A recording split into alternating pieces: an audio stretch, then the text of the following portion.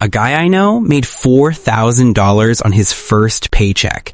That's more than his entire summer internship paid him last year. To him, this wasn't just money. It was proof. Proof that he'd finally made it. So he did what almost anyone would do. He buys the brand new iPhone 15 Pro. After all, his phone is due for an upgrade. On the ride home, he remembers the Nike Air Jordan 1s he'd been eyeing for months and orders them on the spot. Then he books a weekend getaway at a small beachside resort.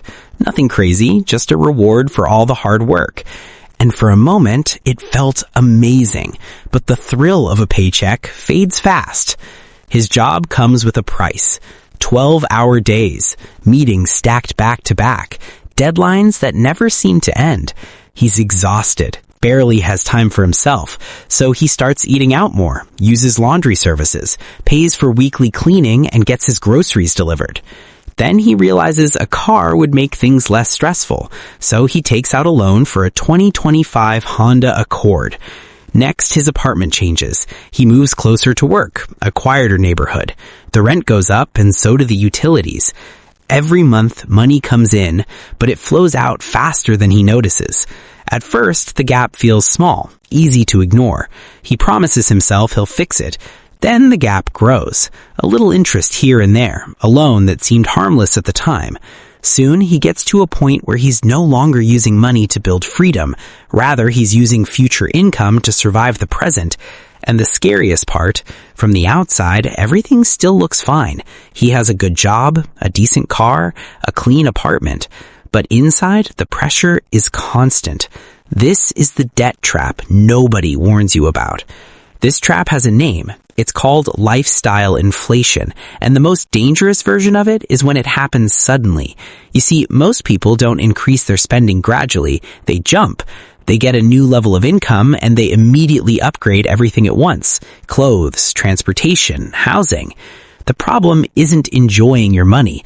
The problem is locking in higher expenses before your income is stable enough to support them. Here's how the trap actually works. When your income goes up, your brain treats it like a permanent change. But income is often fragile. Jobs change, hours shift, expenses appear. Expenses, however, are sticky.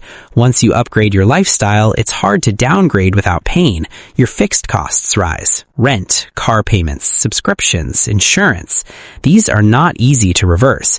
So when something unexpected happens, a bad month, a delay in pay, an emergency, there's no room to breathe. That's when debt fills the gap. Not because you're irresponsible, but because your cost of living was built on optimism instead of margin. This is why earning more money doesn't automatically fix financial stress. If every increase in income is immediately matched with a bigger lifestyle, you're not getting ahead. You're just moving the pressure forward. That's why so many people look successful but feel trapped.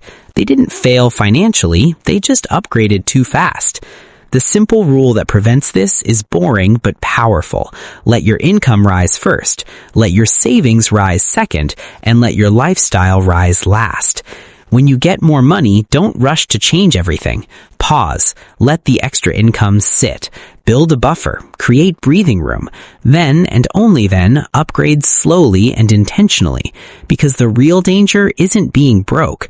It's earning more, feeling richer, and quietly building a life that your income can't safely support.